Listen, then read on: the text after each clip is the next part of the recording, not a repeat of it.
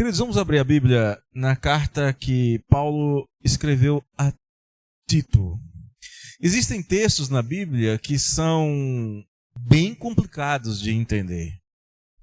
E existem textos que são difíceis de colocar em prática.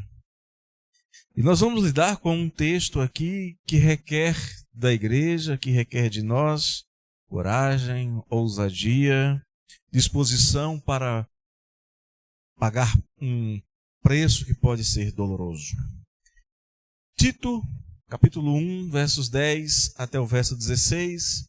Provavelmente nós só vamos refletir hoje até o 14. Mas é preciso que a gente leia toda esta sessão. Tito diz o seguinte, Paulo diz o seguinte a Tito: porque existem muitos insubordinados, pauradores frívolos e enganadores, especialmente os da circuncisão. É preciso fazê-los calar, porque andam pervertendo casas inteiras, ensinando o que não devem por torpe ganância. Foi mesmo dentre eles um seu profeta que disse: cretenses sempre mentirosos, feras terríveis, ventres preguiçosos. Tal testemunho é exato. Portanto, repreende-os severamente, para que sejam sadios na fé. E não se ocupem em fábulas judaicas, nem com mandamentos de homens desviados da verdade. Todas as coisas são puras para os puros, todavia para os impuros e descrentes nada é puro, porque tanto a mente como a consciência deles estão corrompidas. No tocante a Deus, professam conhecê-lo, entretanto o negam por suas obras. E é por isso que são abomináveis, desobedientes e reprovados para toda boa obra. Tito foi um colaborador de Paulo, um jovem que foi deixado em uma ilha chamada Creta para pastorear uma igreja ali.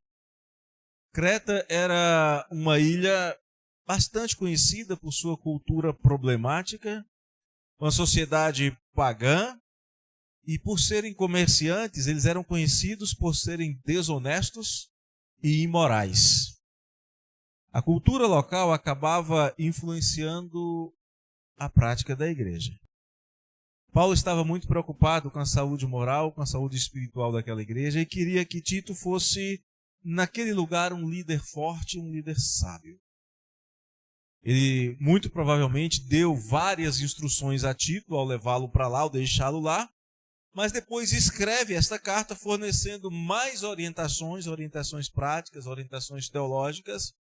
Vai instruir Tito sobre como organizar a igreja, os meios de liderar os crentes de maneira eficaz, em um contexto com muitos desafios.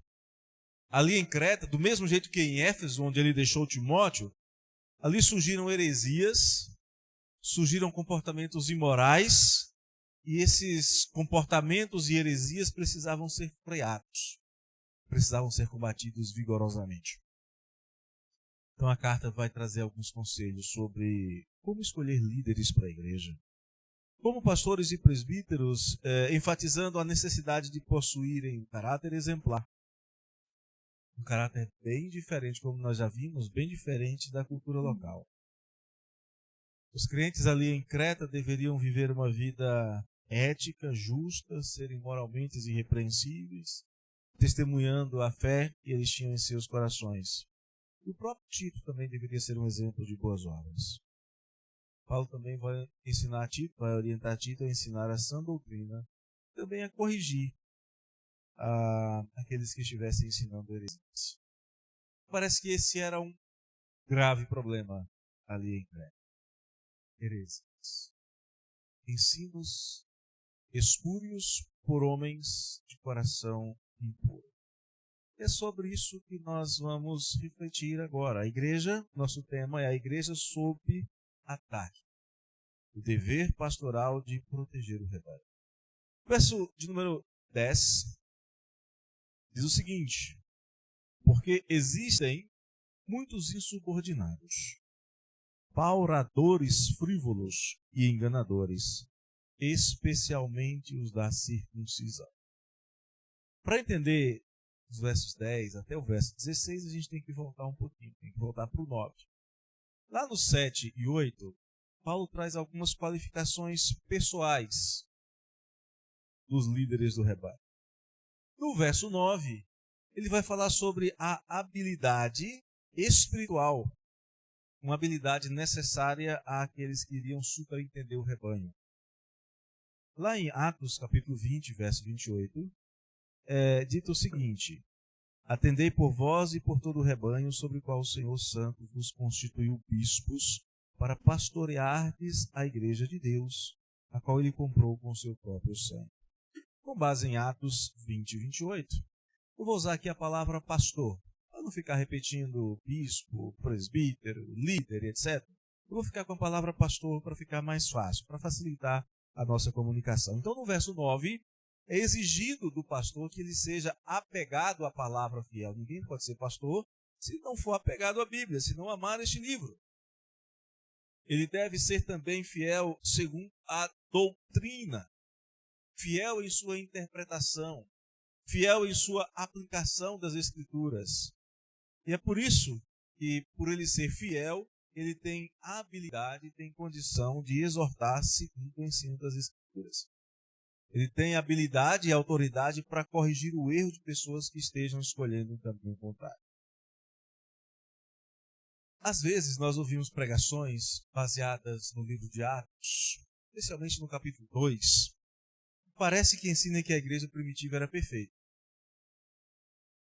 cheia de pessoas impecáveis.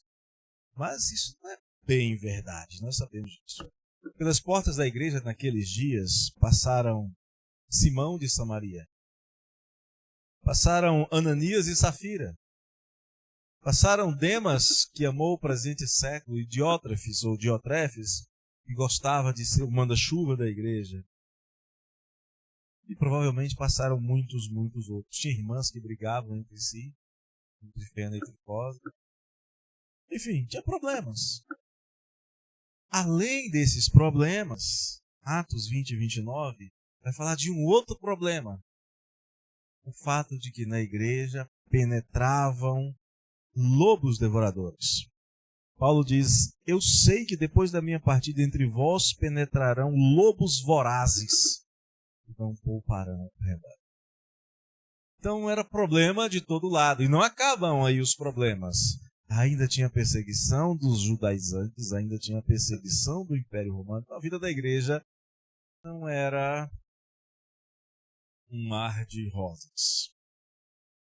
E quando Paulo deixa Tito lá em Creta, ele traz aqui algumas instruções. Ele avisa Tito que ele teria que lidar com um tipo de pessoas bastante complicado. Quando nós lemos aqui insubordinados, frívolos e enganadores, não são três tipos diferentes. Tá? Mas haveria na igreja esse tipo de pessoa. Paulo não diz a Tito que talvez ele tivesse que lidar com esse tipo de pessoa. Ele diz assim: existem. Você vai ter que lidar com eles. E eles são muitos. Ele diz no verso 10, porque existem muitos, e eles são muitos, como joio jogado no meio do trigo. E a pergunta para nós começarmos é: o que um pastor deve fazer quando percebe que no meio do seu rebanho existe esse tipo de ameaça? O que o pastor deve fazer? O ensino de Paulo diz que ele tem que tomar uma atitude. E essa atitude, às vezes, nem sempre é uma atitude popular. Porque esses insubordinados, pauradores, frívolos e enganadores, geralmente conseguem partidários. São hábeis em dividir a comunidade em seu próprio benefício. Então, antes de nós refletirmos sobre as orientações de Paulo sobre o que fazer, vamos entender um pouquinho melhor quem eles são. Conhecer os inimigos já é uma preciosa vantagem na batalha que a gente precisa enfrentar. Vejamos essas características. Primeiro, insubordinados. É difícil lidar com insubordinados.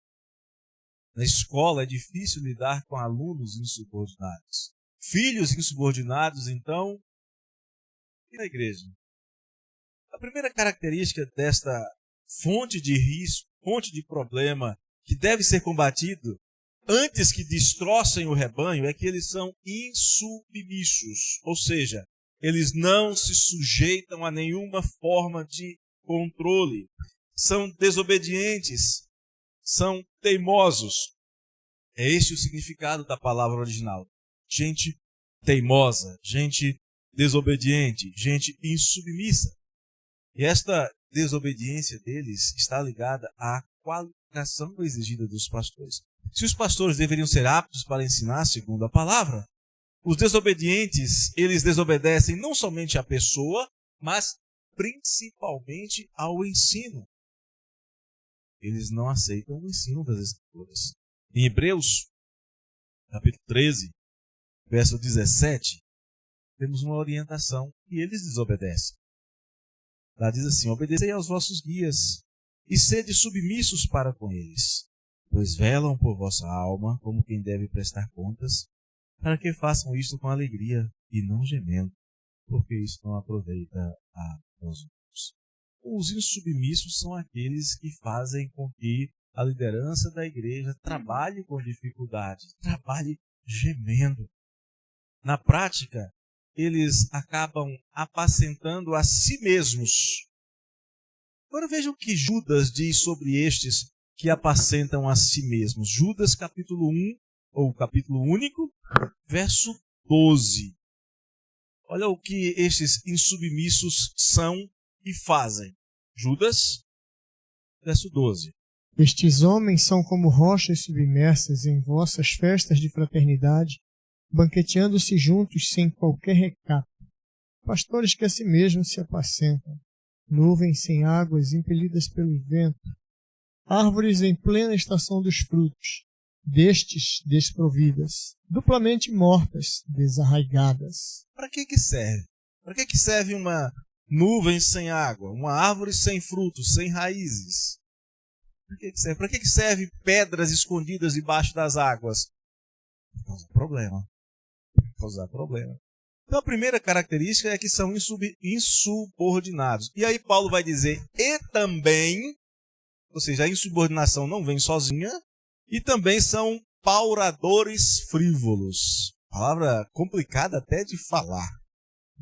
E a segunda característica, né, desses faladores, deixa eu traduzir aqui para ficar mais fácil, desses frívolos, numa tradução literal da palavra, é que eles são papudos, são conversadores, são capazes de falar coisas vazias e invencionices, mas agradáveis, muitas vezes sem sentido, sem proveito, para conquistar a audiência. Ao invés de se submeterem ao ensino, já querem de imediato ensinar. Não aceitam ser doutrinados, mas fazem de si mesmos mestres. São vazios, sem jamais terem aprendido, querem ser mentores, em oposição aos pastores que o Senhor deu à igreja. Chegando ao ponto, inclusive, de se levantar para difamar os pastores que Deus deu à igreja. Veja em Judas, verso 8 agora.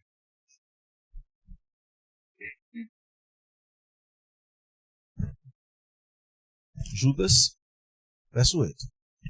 Ora, estes da mesma sorte, quais sonhadores alucinados, não só contaminam a carne, como também rejeitam o governo e difamam autoridades superiores.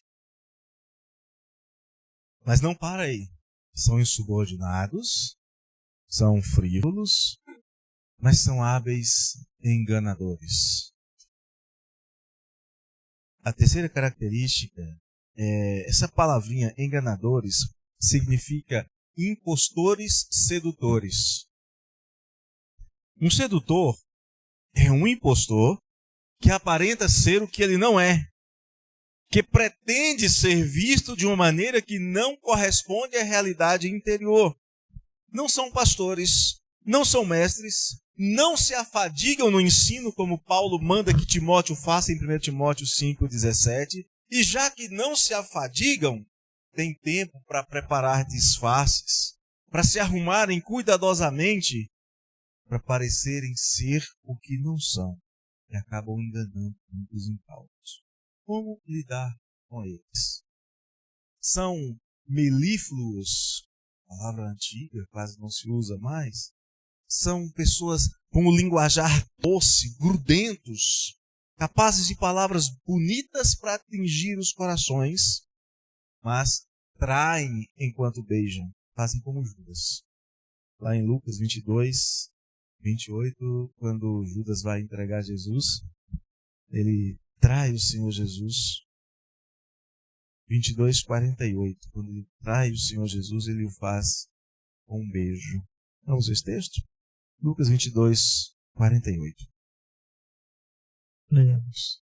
Jesus, porém, lhe disse: Judas, com beijo traz o filho do homem. É curioso que tinha um salmo, tem um salmo que diz assim: beije o filho para que o pai não se irrite. E Judas vem beijar o filho justamente para irritar o pai. Faz exatamente o contrário, porque era um enganador. Como lidar com esse tipo de ameaça que, segundo Paulo diz a Tito, existe e já pode ter penetrado na igreja? Como lidar com essas ameaças?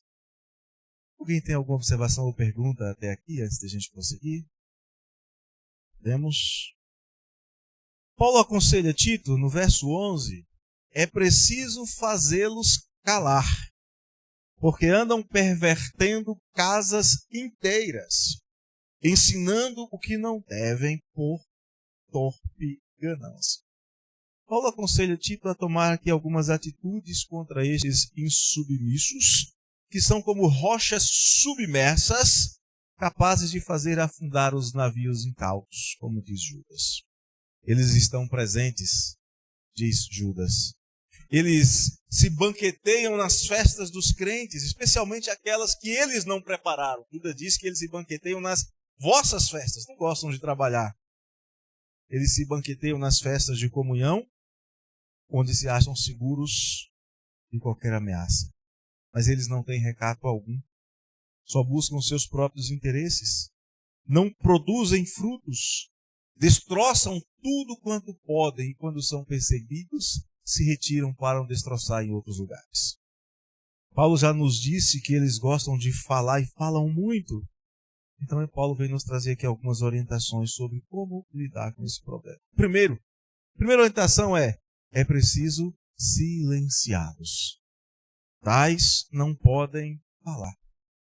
Pastor, aqui está falando de censura? Não. Eu vou explicar por que não é censura. Vou falar uma coisa talvez esquisita. Talvez você até discorde inicialmente, mas a igreja não é um ambiente democrático. Deus não instituiu a igreja para ser um ambiente democrático. Sabe por quê? Democracia é onde o poder emana do povo, é exercido em nome do povo para o povo. Na igreja, que é regida por leis divinas e absolutas, a igreja não é constituída pelo poder do povo, é constituída pelo poder de Deus. O poder da igreja não vem do povo, por isso que ela não é democrática, ela é teocrática. Ela não é governada pelo povo, ela é governada por Deus, pelo seu Espírito, falando aos nossos corações através da palavra. É por isso que o bispo, lá do verso 9, ele precisa ser apegado à palavra segundo a fiel doutrina. Não é a opinião dele que conta. É por isso que o pastor deve ser alguém apegado à palavra fiel. Deve exortar pelo reto ensino para convencer os que pensam diferente. No ensino na igreja, as pessoas têm o direito de perguntar e devem perguntar quando têm dúvidas. Os pastores têm o dever de ensinar, foram colocados para isso, devem se afadigar nisso. Mas nenhuma opinião é mais importante do que o ensino da palavra, e todo pensamento contrário à palavra não passa de altivez que se levanta contra o conhecimento de Deus. E todo pensamento que se levanta contra a palavra deve ser levado cativo à obediência de Cristo. Veja, por exemplo, o que Paulo diz na segunda carta aos Coríntios, capítulo 10, verso 5. Eu penso diferente. Ok. Mas quando você tem o seu pensamento confrontado com a palavra, é o que tem que acontecer. Vamos ler? 2 Coríntios 10, 5? Leamos. E toda altivez que se levante contra o conhecimento de Deus, e levando cativo todo pensamento à obediência de Cristo. Levando cativo, levando prisioneiro, levando amarrado todo pensamento à obediência de Cristo. Meu pensamento não tem importância nenhuma se ele não for segundo a palavra. E se um impostor desqualificado quiser falar? Ou se alguém que pensa diferente quiser ensinar, seja ensinar oficialmente ou nos corredores, nos bastidores, ou de casa em casa, o que os pastores devem fazer? A resposta de Paulo é fazê-los calar. Ele deve ser calado. Todo pensamento deve ser para a glória de Deus e jamais para a promoção de qualquer ideologia ou pensamento ou instituição humana. Se está falando sem a autoridade da palavra, tem que ser calado. Se é um falador frívolo, tem que ser calado. Se é um enganador, tem que ser calado. Se é um insubordinado, tem que ser calado. É o que Paulo está nos ensinando. Mas não é só fazê-los calar. É preciso impedi-los de disseminar o seu veneno. Paulo diz que eles andam pervertendo casas inteiras. As portas da igreja, as casas e os corações dos crentes precisam ser blindados contra suas perversões. João, na sua segunda carta, no capítulo 1, verso 11, diz que aquele que lhe dá boas-vindas faz-se cúmplice das suas obras más. Se é um indivíduo que tem essas desqualificações que nós estamos citando e ele é recebido, quem o recebe se faz cúmplice das suas obras más. Paulo usa uma palavra muito forte para descrever o que eles são e o que eles fazem. Eles praticam perversões. Por que são pervertidos? E aqui nenhum de nós está ofendendo a quem quer que seja. A Bíblia é quem diz que eles são pervertidos. A palavra perversão, para nós, quase sempre tem um sentido de conotação sexual, de imoralidade. Mas ela tem um sentido ainda mais amplo e tem a ver com a edificação da casa de Deus. O sentido da palavra aqui no original grego, perversão, significa derrubar, arruinar, destruir, subverter. Ou seja, esses pervertidos só querem destruir a casa de Deus. Paulo está dizendo que esses emissários enganadores têm sempre o mesmo propósito em seu coração. Eles querem destruir o reto ensino, querem destruir a comunhão, querem destruir tudo quanto estiver ao seu alcance. E sabe para quê? Para depois eles irem nos destroços, colher os pedacinhos para eles. Para ver se ficou alguma coisa que eles podem saquear para eles. Eles fazem o que não deve ser feito. Então devem ser impedidos para que não levem adiante as suas más obras.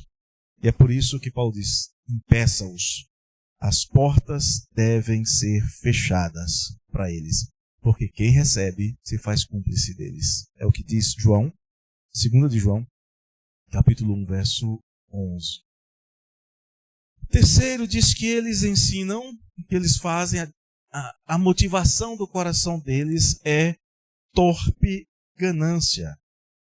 O coração dos perversos não é reto, embora pareçam procurar coisas boas. Por exemplo, é ruim buscar o poder de Deus, o poder do Espírito Santo, querer que o Espírito Santo atue em você poderosamente, é ruim? Não, mas Simão de Samaria queria o poder do Espírito Santo para quê? Para ele continuar se mostrando como grande poder e poder de Deus. As pessoas estavam indo após os apóstolos, ele não queria perder a honra e a fama que tinha. As intenções do coração são perversas. É por isso que Pedro vai dizer que o coração dele não é reto e que o dinheiro dele seria sua fonte de perdição porque ele não tinha sorte nem parte no ministério. Tudo que fazem, mesmo quando fazem algo aparentemente justo, não passa de trapo de imundície. Eles rejeitam o caminho do Senhor. Eles preferem os seus próprios caminhos. Ezequiel, no capítulo 33, no verso 17, diz o seguinte: todavia os filhos do teu povo dizem, não é reto o caminho do Senhor, mas o próprio caminho deles é que não é reto. Veja só, eles rejeitam o caminho de Deus, o caminho de Deus não é bom. Fazem os seus próprios caminhos. E que caminhos são esses? Segundo Provérbios 14, 12, são caminhos que para eles parecem direitos, mas ao cabo são caminhos de, quem se lembra? De morte, de perdição, de danação, de destruição. Mas não é só para eles, não. Salmo 115, verso 8, diz que quem segue, quem está neste caminho, perece junto.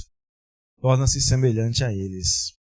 A expressão torpe ganância que você tem aí no verso 11 significa ganhos ou vantagens, e o modo verbal do grego é isso mesmo.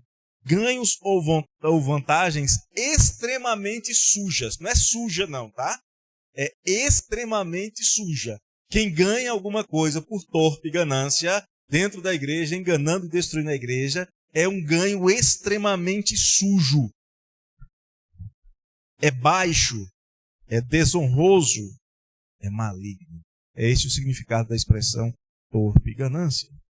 Então, é assim que deve ser considerada a obra de uma pessoa que despreza a liderança, que se revolta contra o reto ensino, que escolhe o caminho da insubmissão e que vive para enganar e destruir. É alguém que tem ganhos malignos. E um pastor, ao cuidar do rebanho que lhe foi confiado, deve pôr fim imediato em suas atividades. Deve impedir que eles ajam na igreja. E deve fazer aquilo que Paulo faz quando não há arrependimento, em 1 Coríntios 5, versos 5 e 6. É duro o que Paulo está dizendo aqui. Mas veja, vamos abrir a Bíblia nesse texto. 1 Coríntios 5, 5 e 6. Paulo está dizendo que isso tem que ser feito com os insubmissos, com esses que querem perverter a casa do Senhor. Leiamos 1 Coríntios 5, 5 e 6 também, pastor? Sim, 6 também. Entregue a Satanás para a destruição da carne, a fim de que o espírito seja salvo no dia do Senhor Jesus. Não é boa a vossa jactância? Não sabeis que um pouco de fermento leveda a massa toda? Basta um enganador para dividir a casa. Sim. Basta um pouco de fermento para levedar a massa inteira. Basta um pervertido para perverter toda uma casa. E Paulo vai concluir dizendo que há algumas atitudes que nós devemos tomar. Versos 12, 13 e 14. Foi mesmo dentre eles um seu profeta que disse: cretenses sempre mentirosos, feras terríveis, ventres preguiçosos. Tal testemunho é exato. Os cretenses eram isso mesmo. Portanto, repreende-os severamente para que sejam sadios na fé e não se ocupem com fábulas judaicas, nem com mandamentos de homens desviados da verdade. Em nome do amor, a igreja deve tolerar a presença desses insubmissos e pervertidos. O amor a Deus impulsionou Jesus a purificar o templo, expulsando os ladrões e salteadores. Não deve ter sido nada agradável para aqueles homens que estavam no templo serem expulsos por Jesus. Lá em Lucas 19. Foi o amor ao Senhor e à obra do Senhor que levou Jesus a chamar os falsos pastores de Israel que desejavam matar o filho do dono da vinha de raça de víboras. Foi o amor à casa de Deus, foi o amor à obra do Senhor que fez com que Jesus os chamasse de raça de víboras. A resposta então é: não devem ser tolerados. Não tenho certeza, mas eu acho que foi Spurgeon que disse que aquele que tolera lobos sacrifica as ovelhas. Tenho a impressão que foi Spurgeon. Se não foi, está dito. Está atribuído a ele agora. Não devem ser tolerados. nem mesmo os ímpios toleram esse tipo de impiedade quando percebem. Na sociedade de ímpios, quando eles percebem que tem alguém trabalhando contra, eles expulsam. Eles não toleram. Vamos ficar entre nós com esse que quer nos destruir? Não, de maneira alguma. E é com esse intuito que Paulo vai citar um poeta grego, dizendo que os cretenses, que eram sempre mentirosos, nem entre eles essas coisas eram aceitas. E Paulo diz que duas coisas devem ser feitas, apenas duas. A primeira, eles devem ser repreendidos severamente. Existe uma ideia no nosso tempo, você já deve ter ouvido isso em algum lugar, talvez até já tenha colocado em prática. Existe uma ideia presente no senso comum do nosso tempo, de que o bom líder é aquele que elogia em público e corrige aonde? Em reservado, em particular. Por quê? O elogio público pode fazer com que outros queiram melhorar. Mas a repreensão, a correção não deve humilhar ninguém diante de outras pessoas. Esta é a ideia. Jesus não conhecia essa prática, Jesus não era um bom gestor. Não era mesmo. Melhor, ele tinha melhor gestão. Ele elogiava publicamente.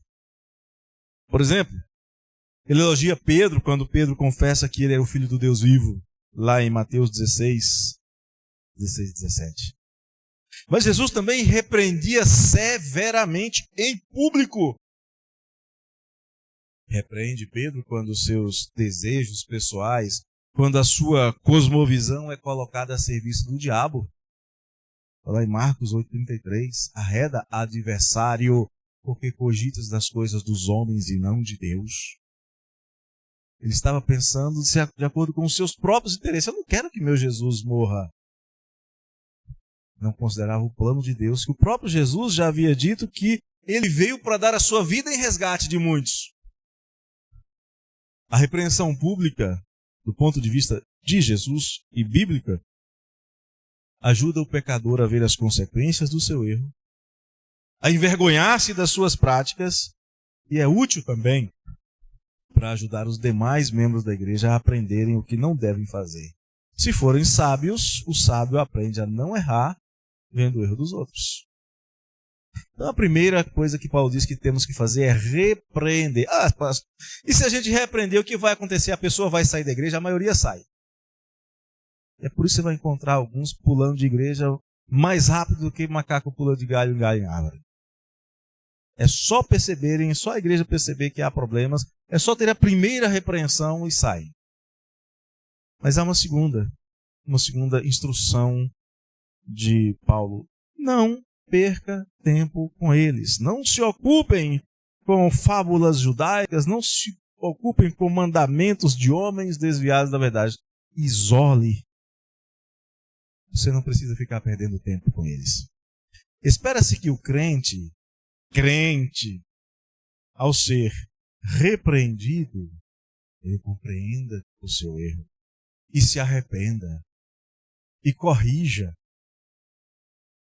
Mesmo crentes, digamos, de grande influência, podem ser repreendidos. Por exemplo, Pedro se tornou repreensível em um determinado momento e Paulo chega até ele e diz: olha, está errado o que você está fazendo. Você está envergonhando o nome de Cristo e a obra do Senhor.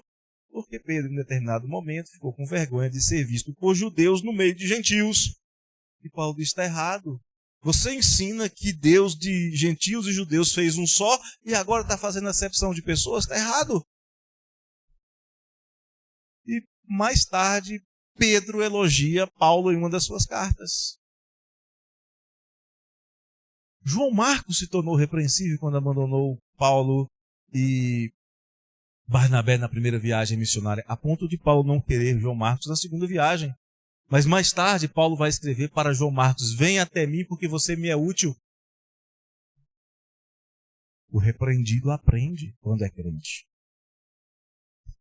Mas o ímpio não. Esses que não se deixam admoestar, esses que não se deixam ensinar, esses mestres de si mesmos, não aceitam ser repreendidos. O ímpio não gosta de ser repreendido. Não gosta de ser corrigido. E lá em Provérbios 29:1, é descrito como alguém que, ao ser repreendido, endurece ainda mais o coração. Depois de repreendido para a correção do erro, para que volte, e o faltoso não quer corrigir, qual é o ensino de Jesus em Mateus 18, 17? Quem se lembra? Considera gentil e publicano, ou seja, considera como alguém que não é da igreja.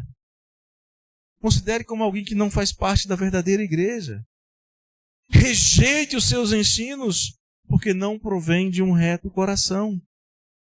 E o que o homem mau tira do mau tesouro do seu mau coração? Coisa boa? Já viu alguém tirar da impureza coisa pura? Não, não tira. É o ensino de Jesus em Lucas, capítulo 6, verso 45. Devemos nos entristecer com isso, quando um ímpio endurece o seu coração? A resposta é sim e não. Sim, devemos nos entristecer porque o pecador que não se arrepende, que permanece com seu coração endurecido, que segue firmemente em sua caminhada para o inferno, vai se perder. Isso não deve causar alegria ao nosso coração.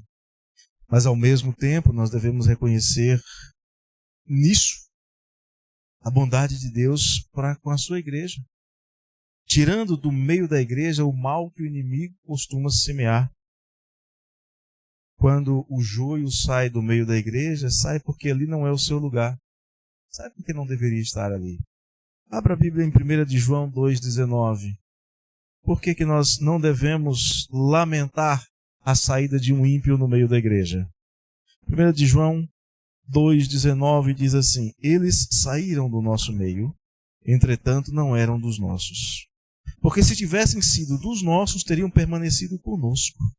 Todavia, eles se foram para que ficasse manifesto que nenhum deles é dos nossos. Nós não devemos esperar que o ímpio permaneça na igreja. É da sua natureza sair.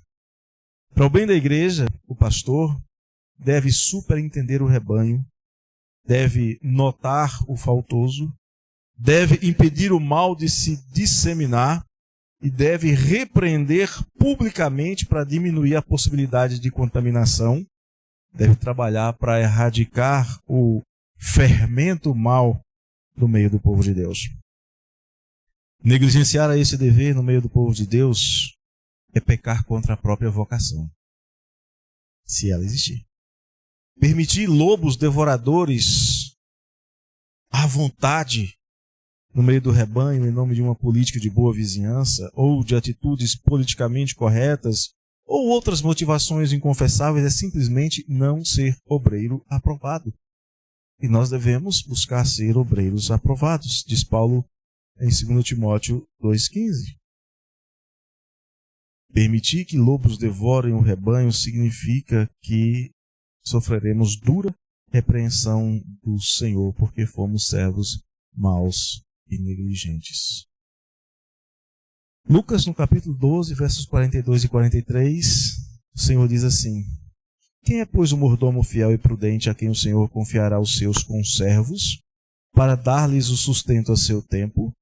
Bem-aventurado aquele servo a quem o seu Senhor, quando vier, achar fazendo assim, achar servindo fielmente.